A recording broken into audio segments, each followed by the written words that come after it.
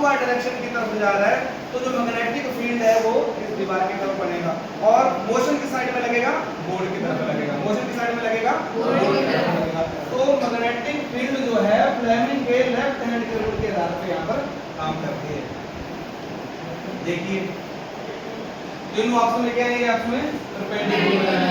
सबसे पहले देखो ये थंब किसकी तरफ इशारा कर रहा है, मोशन की तरफ, और ये फिंगर किसकी तरफ इशारा कर रही है, और ये करंट की तरफ। उसके बाद in active 13.7 we considered that the direction of the current and that of the magnetic field perpendicular to each other and found that the force is perpendicular to both of them.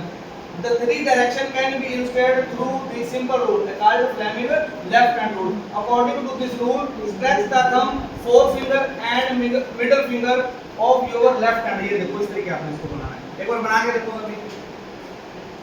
thumb, forefinger and middle finger, ये Fleming का left hand rule, मतलब आप इस time Fleming हो और ये आपका left hand है और इसको आपने इस तरीके से स्ट्रेच करना है। तीनों देखो आपस में परपेंडिकुलर में होंगी, ये हम इस फिंगर के परपेंडिकुलर है और ये फिंगर इसके परपेंडिकुलर है, तीनों आपस में क्या है, परपेंडिकुलर है। आप यहाँ से देख सकते हो ये इसके परपेंडिकुलर है और ये फील्ड जो है वो करंट के परपेंडिकुलर है और मोशन जो है वो फील्ड के परपेंडिकुलर है। तो आप इसको आगे पढ़ो। The three direction can be illustrated through a simple rule called Fleming left hand rule. According to this rule, stretch the thumb, forefinger and middle finger of your left hand such that they are mutually perpendicular if the first finger point in the direction of magnetic field. अगर आपकी first finger magnetic field की तरफ इशारा कर रही है, point toward the magnetic field, and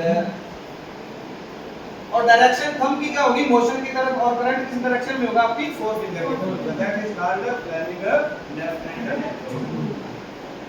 rule.